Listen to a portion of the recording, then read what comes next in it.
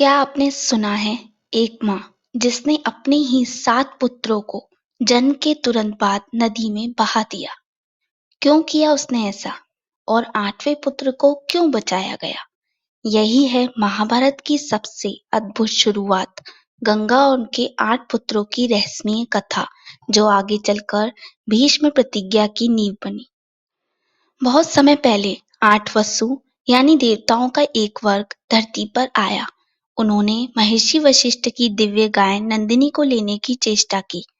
गाय का महत्व केवल दूध देना नहीं था, बल्कि वह कामधेनु थी जो हर इच्छा पूरी कर सकती थी।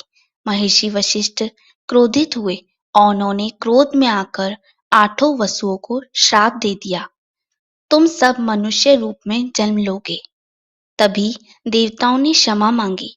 महर्षि वशिष्ठ ने कहा, श्राप से बचा नहीं जा सकता, परंतु यह कष्ट छोटा होगा। गंगा तुम्हें जन्म देकर तुरंत मुक्ति दिला देगी। यही श्राप और वचन इस रहस्य की जड़ था। समय बीता। हस्तिनापुर के राजा शांतनु एक दिन गंगा किनारे शिकार पर निकले।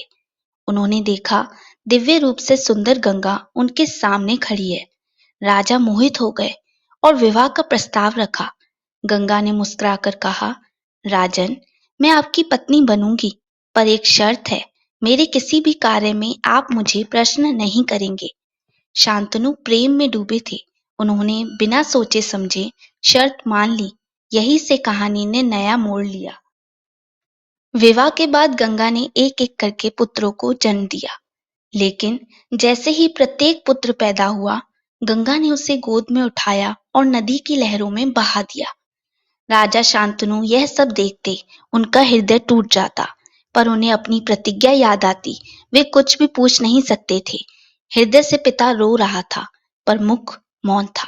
इस प्रकार गंगा ने अपने 7 पुत्रों को जन्म के तुरंत बाद नदी को समर्पित कर दिया।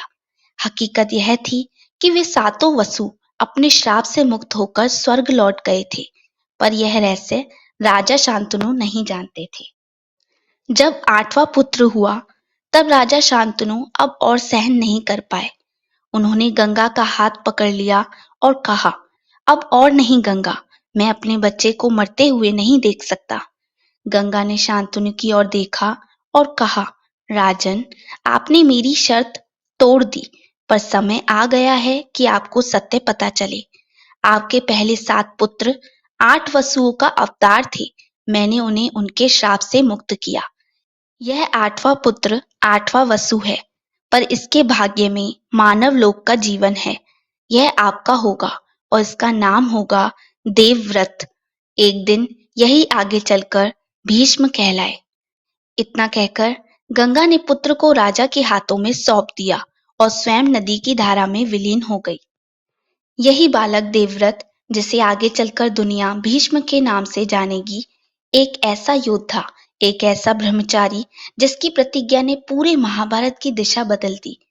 अगर आपको यह कहानी पसंद आई हो और आप महाभारत की और भी अद्भुत कथाएं सुनना चाहते हैं, तो चैनल को सब्सक्राइब करें और बेल आइकन दबाएं, ताकि अगली कहानी आपसे छूट न जाए। धन्यवाद।